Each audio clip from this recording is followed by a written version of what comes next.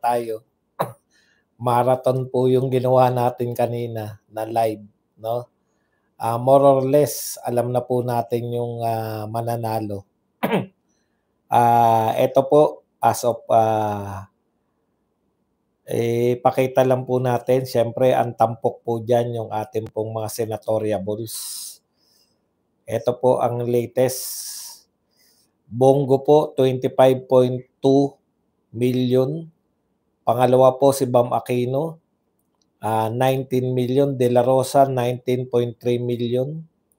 Erwin Tulfo, 16 million. Kiko Pangilinan, 14 million. Rodante Marcoleta, 14 million. Ping Lacson, 14 million.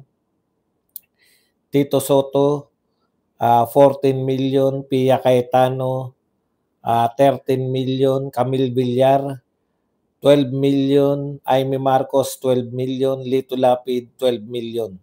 At yung 13, 14 at 15 po, consistent din po si si Ben Bitag Tulfo, Ramon Bong Revilla at saka si Abby Binay.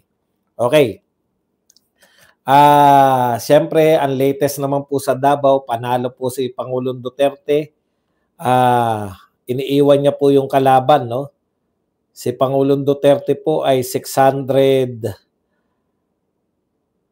Ang latest po kay Pangulong Duterte, 600. Tingnan na.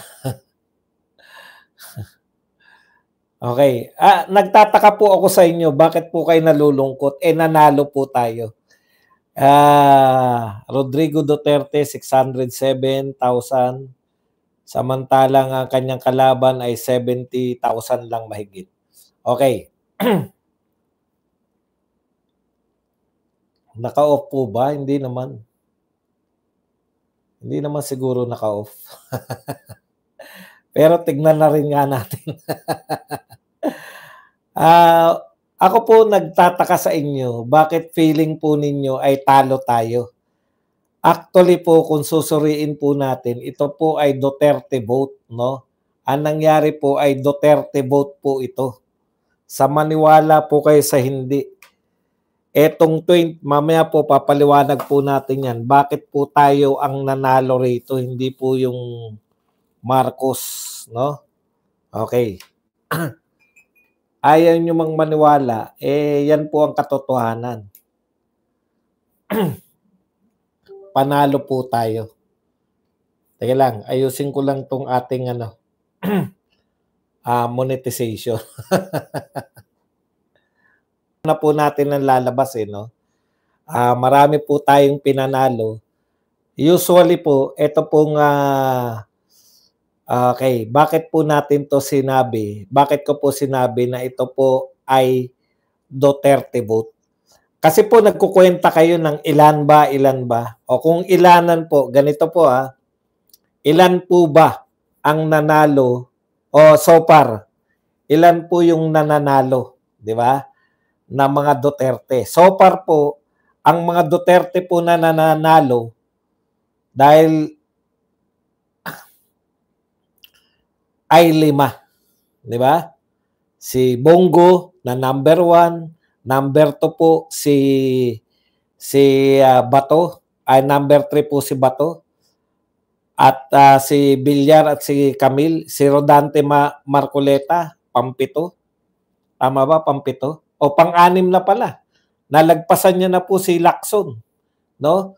Nalagpasan na po ni Rodante Marcoleta si Lacson. Pang-6 na po si Marcoleta. At saka po itong si Villar at saka si Aimee. Yan po, kandidato po natin yan. In fact, guest speaker, hindi guest candidate. Hindi po pwede nilang sabihin dahil binanatan po nila si Villar. No? Binanatan na po ng admin.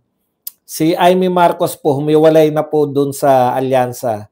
Si Villar naman po, binanatan na. 5 po ang pumasok. Kasi po marami nalulungkot Huwag po kayong malungkot. Talaga pong ganun ang labanan. Politika po ito No? Hindi po nasunod yung ating Duterte. Hindi po pumasok. O ngayon po, ilan po pumasok sa administrasyon? 5 lang din, 'di ba? Tapos may asungot na 2. Wag po kayong malungkot, suriin po natin. Ano po ba ang naganap? Ang naganap po, Duterte po ito. Duterte vote po ito. Isinuka po natin yung mga Marcos. Isinuka po ng mga Duterte yung mga nag-traitor sa mga Duterte. Sa maniwala kahit sa hindi, Duterte po ito. Kung 5-5 po, panggulo yung 2. Bakit po tayo panalo? Leading po. Bongo, 25 million. 25.5 million as of 11:02. 25 million. Sino po pinakamataas nila? Si Tulfo, 16 million. Halos 10 million po. Ang pinakamataas po na boto ng administrasyon, lamang po yung pinakamataas natin boto ng 10 milyon. Kawawa ka, Sir Bads. Kawawa pa po ba ako? Okay. Ito po, mag-real talk po tayo ha. Si Bongo po, lamang po kay Erwin Tulfo ng kulang-kulang 10 milyon. 'Di ba? Wag na po natin problemahin muna yan. Dito muna tayo. Sa labanan, yan, okay po yan. Pasok po yan si Kiko Pangilinan tsaka si Bam Aquino. Alam niyo po kung bakit sila pumasok? Inatake ba nila yung Duterte? Nagbago po sila eh. Kumain po ng kaldero, umiyak-iyak po si Sharon, no? Si Kiko. Si Bam po tahimik lang. Low profile, hindi po sila bumanat sa mga Duterte. Yung bumira po, last minute, bumira kay Sara Duterte, si Abby Binay, nawala po. Akala ni Abby Binay, mas maano na siya kay Duterte. Kumain po sa takip ng kaldero. Ginawa po naman nila lahat, pero never po nilang binanatan yung mga Duterte. Nakita po ninyo yung ano nila? So yung mga Duterte po, pag nagkulang, teka, kulang pa ako ah. Ayoko naman kay Aimee dahil Marcos yan. Ayoko kay Villar kasi wala kaming tubig. Di ba? Ibig sabihin, mga kapatid, hindi naman bumibira yung mga yan. Hindi naman, Duterte kung Duterte ka, kaysa naman iboto ko, ayoko nga kay Villar kahit na ano sabihin ni Badong, na iboto natin si Villar para kay BP Sara. Ayoko dyan dahil apektado kami ng prime water. Di ba? Kaisipan na ganyan eh. Si Aimee Marcos, ako nakikita ko po yan sa inyo pong mga comments. Kahit na anong mangyari, sorry na lang Badong, hindi ako boboto ng Marcos. Alam nga naman bumoto sila sa kabila. Di ba? Alam nga naman bumoto sila sa kalaban. O eto na lang mga hindi bumabanat. Kasi kumakain lang ng kaldero, kawawa naman. Naawa kay Sharon, fans ni Sharon, etc. Kung talo po ang PDP, mas talo po yung administrasyon. Ikalawa po, hindi po natin maitatanggi na ang midterm election, kahit po nung panahon ni Pinoy, kahit po nung panahon ni Pinoy, yung midterm election, Pinoy na yan ha. Kumbaga, isa po sa pinakabanban na presidente. Isa po sa pinakamahinang naging presidente ng Pilipinas si Pinoy.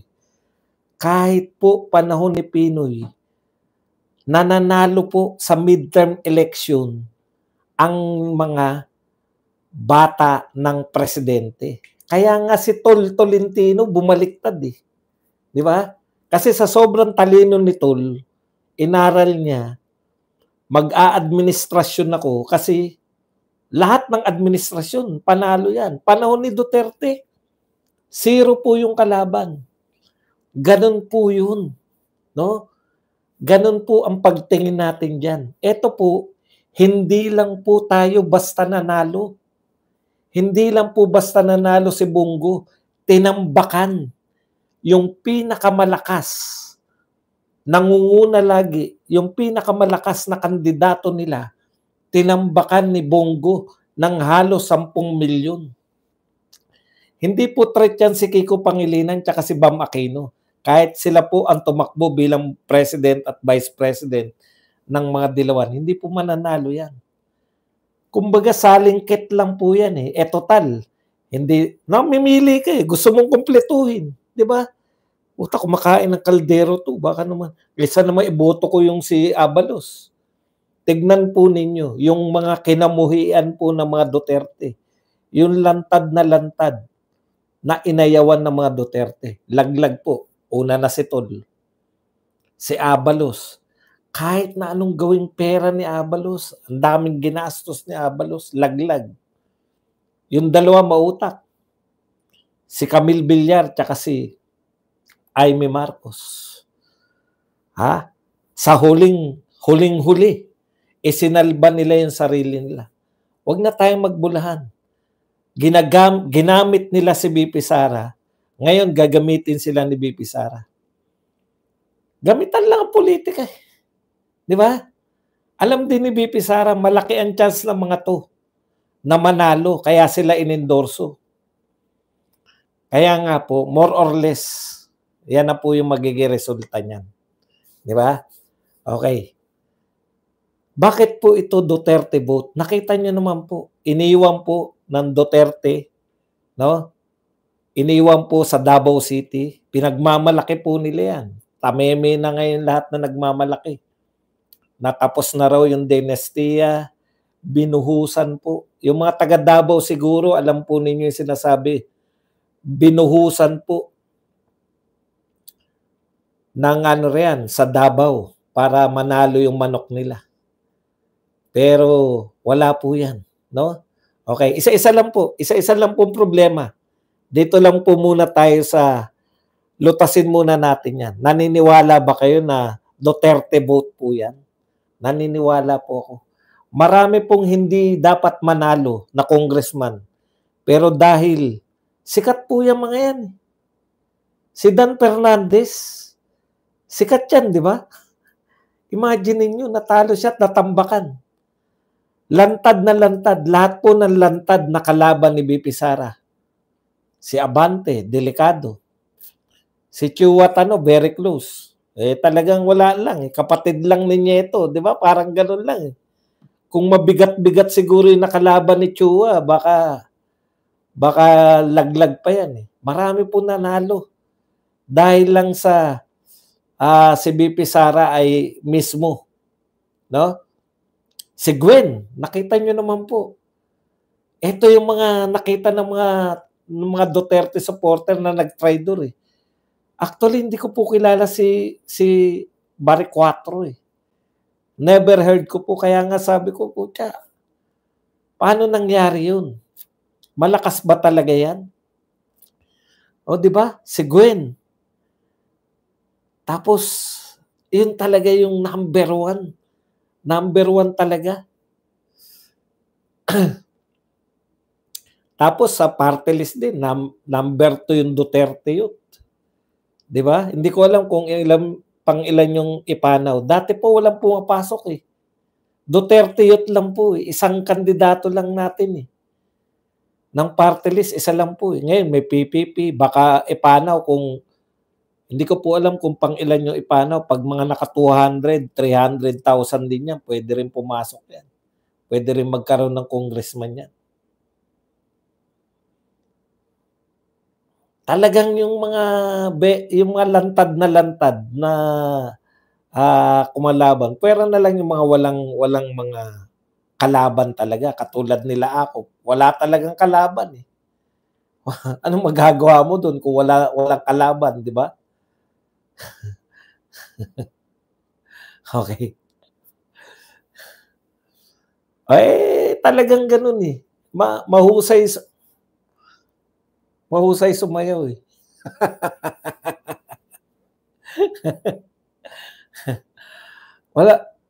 4% ang ipanaw. Hindi ko po alam ang kwentahan sa ano eh. Hindi ko po alam ang kwentahan sa party list. Pero sana pumasok po sila. Anyways, siyempre, mahirap po talaga mangampanya sa nakakulong. Si pastor po talaga, hirap po talaga na mangampanya, no? Wala po tayong masabi, ginawa naman ng mga KOJC ang lahat. Pero iba talaga kung si pastor yung nangangampanya. Okay. Tapos talagang yung mga very identified na mga Marcos, talagang wala, no? O sa mga nanalo naman. Ako malakas ang kutob ko na hindi naman po babaliktad, no? Ibig ko sabihin, mas gugustuhin nung Lacson. Yung Lacson tsaka Soto, hindi po yan katulad nila Chis Escudero na sunod-sunuran, yung harap-harapan na papakita nila. Yung Tito Soto tsaka yung Lacson po, at least kahit papano, maipakita lang po ng mga abogado ni BP Sara. Dito na po tayo sa impeachment. May mapakita lang po ng mga abogado ni BP Sara na talagang wala po talagang kakaso-kaso, hindi po kakaso-kaso yung mga ikinaso sa kanya, babaliktad yan. Si Cayetano, hindi rin po sa kanila yan eh. Hindi naman identified na Marcos yan eh. Di ba? Dalawa na yung pwedeng mahatak. Tandaan nyo, 5 tong boto plus si Robin, 6. 3 na lang po. 3 senador lang po. Ngayon, yung 6 na natira ay yung 12 po natira. Sino-sino ba yan? Tatakbo po yan eh. Di po ba? Tatakbo po yan. Sa 2028. O si Mark Villar, atin din yan. So, pampito na. Di ba? Pampito. 2 na lang. 2 na lang eh. It's either si Subiri na pinagtulungan nila, tinanggal nila sa pwesto. Pwede rin natin makuha yan si Subiri. Yan pong magkapatid na Jinggoy. At saka dahil po sa karanasan ng kanilang ama, no? Ayaw po nila yung impeachment na yan. Negative po sa kanila yan. Di ba? Ang dami pong option eh. Yan si Mark Villar, atin yan. Dahil bumaliktad na yung mga Villar eh. Hindi, yung pinaka-posible, 7, di ba? 7 atin. 7 kay BP Sara. 7. Tapos nakita po kasi nila eh. Pag trinidor mo pala si BP Sara, katapusan na ng karir mo. Kitang-kita po yan ni Tol. Tol, bye-bye Tol. Kung 7 po ang atin, 2 na lang. Si Mig Subiri, posible. Kasi pahiyang-pahiya po si Mig Subiri, di ba? Cayetano, posible rin. Yung Soto tsaka si Lacson, posible rin po. Sino pa isang posible? 2 pang posible. Yung magkapatid na Estrada. Yung mga anak ni Erap. Kasi inimpeach yung tatay nila eh. Hanggat maaari, ayaw nila yan. Hanggat maaari, hindi sila. Si Villanueva pa. Di ba? So, talagang malaki po kasi eto namang mga binanggit ko, yung mga natirang 12, mag-iisip yung mga yan eh. Pucha, ang laki ng boto ni Bongo. Yan na yung boto ng mga Duterte. Tayo ba ay kakampihan natin tong mga Marcos na impeach natin si BP Sara at mamumuhi sa atin yung mga Duterte katulad ni Tol? Hindi po nakalapit si Tol eh. Wala yan, mga dilawan. Huwag kayong umasa dyan sa mga dilawan. Wala kayong aasahan dyan kay Kiko tsaka kay Bam Aquino. Maniwala kayo sa akin. Grabe po pagkamuhin yan sa mga Duterte. Hindi lang po kumibuyan ngayon. Para ngayon, hindi sila pag-initan. Maganda estilo nila eh. Hindi sila umatake. Narinig nyo ba sila kung para sila sa impeachment, para sila kay kay Tatay Digong? Natuwa. Oh. So, malaki po yung tsansa natin. Siyempre, ang gusto natin, pumasok talaga. Wala na eh. Wala tayong magagawa eh. Hindi nakinig sa atin. Maraming hindi nakinig sa atin eh. Alang-alang masakalin mo yung mga yan. Dito na lang tayo. Pero wag po kayong, ang problema kasi ang daming anong tawag doon, yung nalulungkot, talo daw tayo. Paano tayo natalo? Ngayon lang nga, may oposisyon na ang daming naipasok. Doon pa lang sa pangyayari na bumaliktad si Amy tsaka si Camille Villar. Talon-talo na sila eh. Mga bilyon po ginastos ng mga yan. Alam nyo kung ano meron sila, bakit sila bumaliktad? Nagpapasurvey po yan ng totoong survey, yung para lang sa kanila. At nakita nila na ang mga tao galit na sa mga Marcos. Kaya, ang realization nila, mas may pag-asa silang manalo kung kakampihan nila kakampihan nila ang mga Duterte. Kaya taktika po, politically, nataktikahan po sila ng dalawa. Si Marcoleta, atin po yan. Bakit nyo po ba pinagdududahan si Marcoleta? Mag-isa nga siya, nakipaglaban siya sa ABS-CBN. Mag-isa nga siya, pinagtatanggol niya si BP Sara sa Congress. Alam niyo ba ginawa kay Marcoleta bilang congressman? Tinanggalan po ng lahat ng mga komite dahil sa pagtatanggol niya kay BP Sara. Ano bang sinasabi niyo na si Marcoleta ay kino-question niyo si Marcoleta? Huwag niyong questionin si Marcoleta dahil si Marcoleta mas marami pa siya nagawa na pagtatanggol kay BP Sara at sa mga Duterte kaysa sa mga mas malalapit. Tsaka po masaya po ako na nariyan si Marcoleta.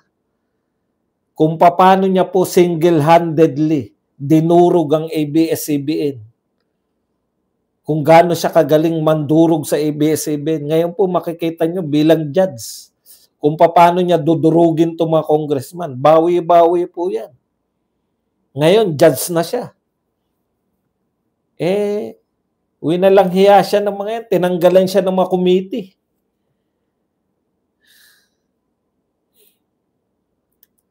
Ako talaga, sa totoo, hindi ko talaga kilala yung Baricuatro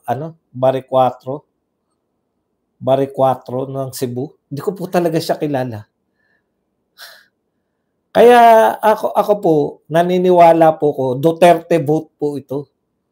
Itong naganap na to. Kasi never pa po nangyari na natalo po. Sabi nga sa inyo, kahit yung pinakabanban, so far, maliban kay Marcos, yung pinakabanban po na naging presidente, si Pinoy, naipanalo po nila yung midterm eh. Midterm po yan eh. Ito lang po ang tanging natalo sa midterm. At nakakahiya, yung bumaliktad sa kanila, nanalo. Bumaliktad yan sila, Camille tsaka si Amy. Kumampi kay BP Sara. Nagpa-endorse, naging guest candidate ng PDP.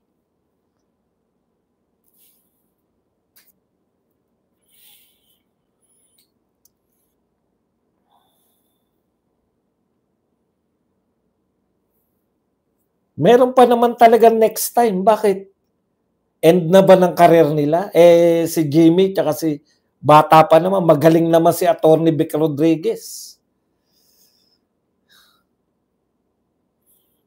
Malaking bagay din yung endorsement ng Talagang hindi rin po pwede.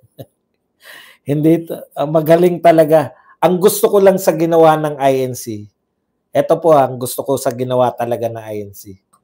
Never sila na yung talagang pinakita po nila na ayaw namin sa mga very identified sa mga Marcos. Tignan niyo yung mga inano nila. Wala yung mga ano no, yung kahit yung Erwin Tulfo, 'di ba? Mga shoe-in lagi 'yan eh. Kasi yung pag hinala natin 'di ba sa INC, ang INC masyadong sigurista, 'di ba? Ganun yung hinala natin. Ang INC masyadong sigurista, yung matataas sa rating. Bakit kung mataas sa rating, bakit si Tito Soto, si Lacson, lalong-lalo na si Erwin Tulfo, hindi nila ginawang hindi nila in-endorse. So sabi ko, may prinsipyo din eh, no? May pinaglaban din sila. Identified naman sila talaga ngayon na ayaw nila sa ginawa ng mga Marcos sa kanila. Pinakita nila na ayaw namin ng ginawa niyo. Hindi niyo kami kinilala. Milyon ang lumabas para suportahan si Marcos sa panawagan niyang wag impeach si BP Sara. Tapos, binaliwala lang. Malaking bagay po. Nag-flex talaga yung iglesia, sabi. Tindi. Di ba? Halos tapos na po yan kasi ilan na yung ano eh.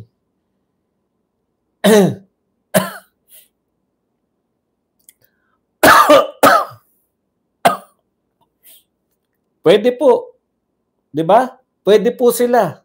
Kumbaga ngayon, magsekay sila, magtrabaho talaga sila. Ako, kakaiba po yung ginawa nung nila Bam Aquino at saka ni Kiko Pangilinan. Ako, sa tingin ko, eto mga dilawan. Alam nyo sa totoo lang, bago hindi nyo lang napansin, wala lang nakapansin sa kanila. Pero nagbago po sila ng taktika. Hindi po sila umatake ng umatake. Parang sa kanila, kulang ang PDP. Kulang ang PDP ng dalawa. Kulang ang alyansa ng dalawa. Kami yung better alternative. Parang ganun. Kengkoy lang kami. Kakain lang kami ng kaldero.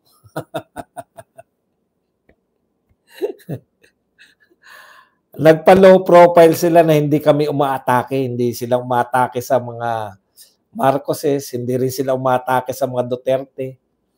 Di ba? Iba yung ginawa nila na talagang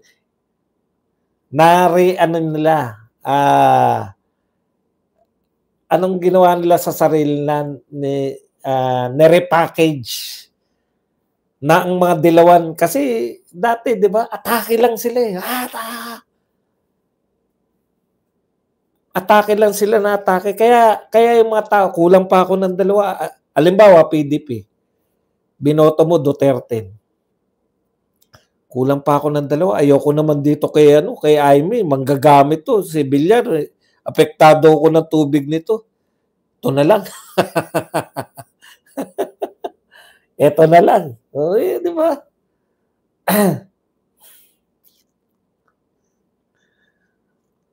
Hindi po, wag niyo pong asahan yung mga dilawan na yan.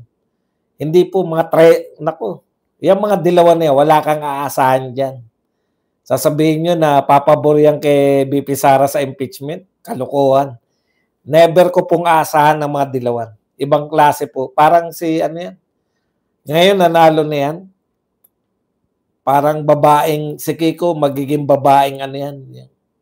Babaeng ay lalaking Ray Saunteveros. Wala po kayong aasahan wala po kayo aasahan dyan. Isa pa, yung sinasabi nila na akin ang Cebu. Inyo ang Cebu. Ano na ngayon? Sa inyo pa ba Cebu? Ang tindi pala ng Duterte, no? Talagang yung Pambari 4, umasa talaga. PDP laban nakalagay, di ba? PDP laban. Grabe, no? Grabe po. Grabe po ang Cebu, no? Yan ba yung sa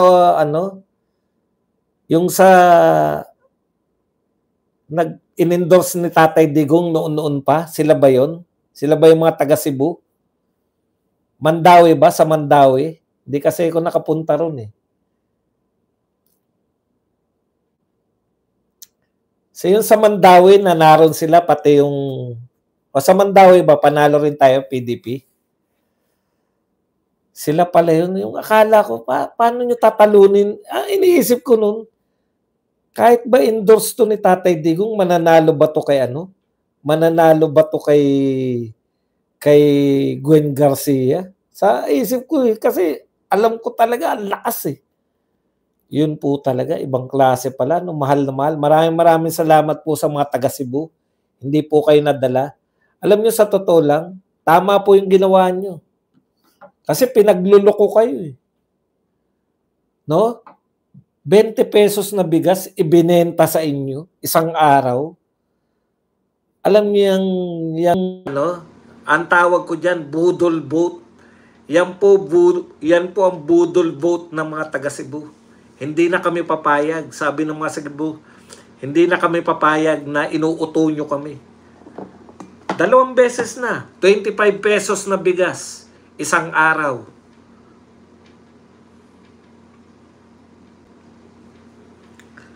Tapos ngayon, 20 pesos na bigas, isang araw lang din.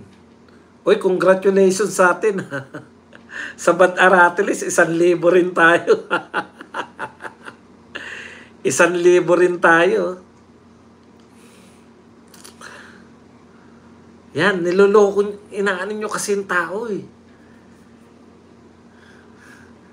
Anong tawag doon? Yung budol vote po yan. Ayaw na namin sa budol. Yun po yung gustong sabihin ng mga taga Cebu. Wag nyo na kaming binubudol. Umubra ba yung 20 pesos yung bigas? Ang una pong casualty ng 20 pesos na bigas, si Abby Binay. Ang lakas mong magtanggol ah. Yun nga yung pambar 4. Hindi ko talaga siya kilala. Promise.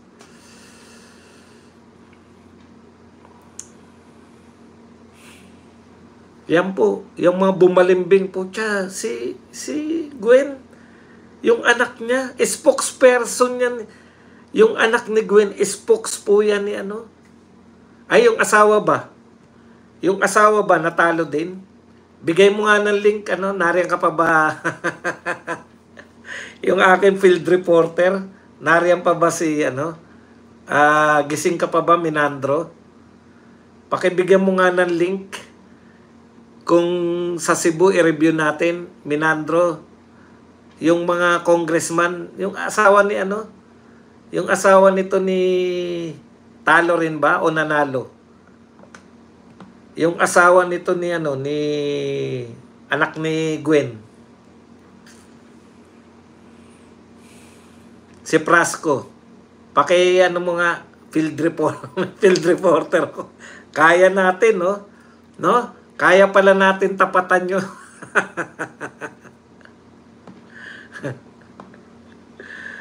JC9, tingnan natin.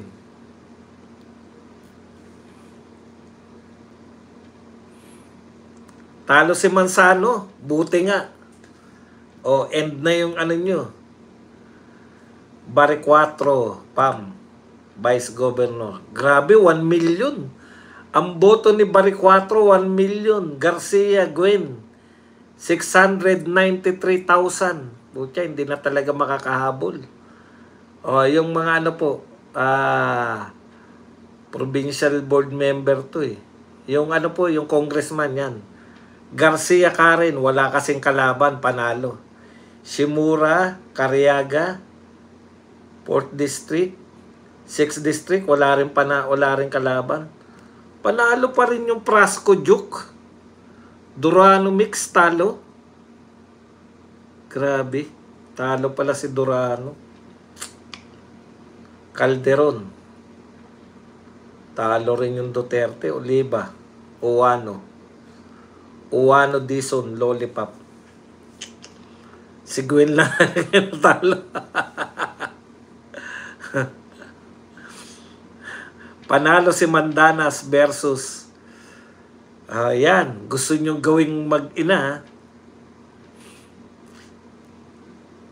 Hindi, kala ko pinakamalakas si Gwen Garcia.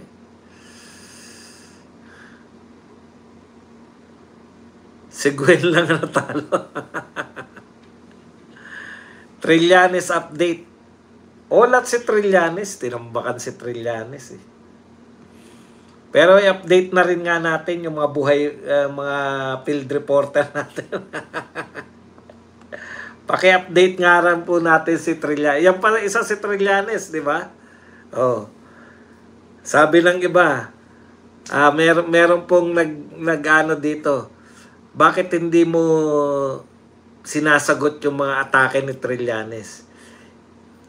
Pag hindi po ako pan-local eh.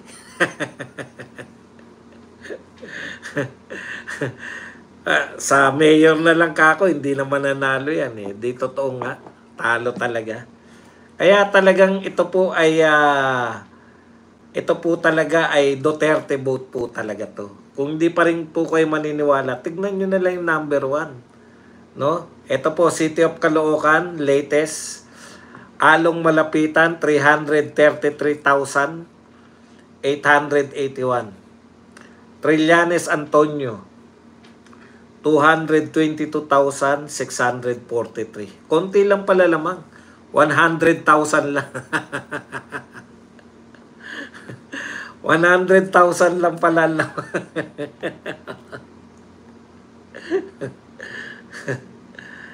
Ang sarap, no? Ang sarap pala ng ganito na, no? Kaya lang, talagang sumakit yung tiyan ko kanina. Kaya hindi natin natuloy-tuloy. Ito po yung sa Batangas. So, ito, Santos. Panalo pa rin si Santos. Pero si Luis Manzano, Olats. J Manalo Ilagan. Talo si Luis Manzano.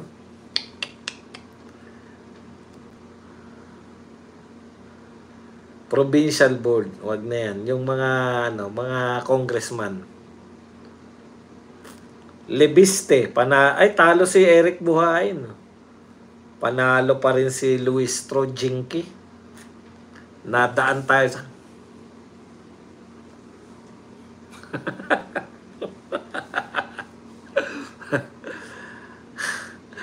update naman daw po sa party list. Baka pwede raw po mag-update sa party list sa ating mga field reporter. Thank you kay Minandro tsaka kay JC9. Yan. Mga field reporter natin. Edna Ibascos, yes, landslide. Nada. Landslide si PRRD at Baste. Ay, ito po ang isang usapin, no? Kanina tinatanong po. Humihirit pa eh. Humihirit pa po yung ating mamaya na po tayo mag-update ng ng iba pa. Pati yung Senate tsaka yung i-update ko po kayo. Humihirit po, tinatanong po ng ABS-CBN. Ayaw talaga nilang manumpa si hindi nyo na po mahabol. Maganda po yung sagot ni Garcia. Tinanong po siya, paano po yan si Tatay Digong kung hindi po panumpain ng ICC?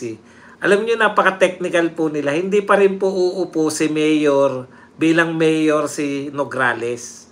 Kasi talo siya eh. Dideklara po ng COMELEC, no? Yung Vice Mayor at saka Mayor, idideklara po nilang panalo, no? Kung hindi po makapanumpa, ganito po yan, no? Baka nag-isip pa po kayo, paano kung hindi makapanumpa? Di baka may pag-asa pa si Carlo. Never po. Kasi pag na-declare na po na winner yung mayor, may mayor na na-deklara ng COMELEC, elected mayor na at elected vice mayor. Ito po ang tanong. Kung hindi po makakagampan ng mayor, sino po bang upong mayor? Yung kalaban ba? Hindi po, wala pong ganun. Pag hindi po makagampan ng tungkulin ng mayor, ang linaw po lahat yan sa saligang batas. Di ba? Eh di yung vice mayor. Ito naman mga ABS-CBN reporter na to, ano pa sila, paano pag hindi nakapanumpa? Wala na kayong pakialam doon. Kung hindi makapanumpa, si Tatay Digong bilang mayor, elected po siya. Dineklara siya ng COMELEC. Yun na nga yun, kung hindi siya makagampan, di may vice mayor na elected. Hindi naman elected si Carlo Nograles eh. Ano ba kayo? Duterte po nanalo. Tatlo lang ba district ng Davao? O first district? O yung tatlo pong congressman nanalo po, panay Duterte, si Paulo Duterte, si Oman Duterte, at saka po si Ungab. Congratulations po sa mga Duterte. Huwag na po kayong mag-ambisyon na makakaupo pa si ano nyo. Huwag po kayong magtaka kay Keiko at saka kay Bam.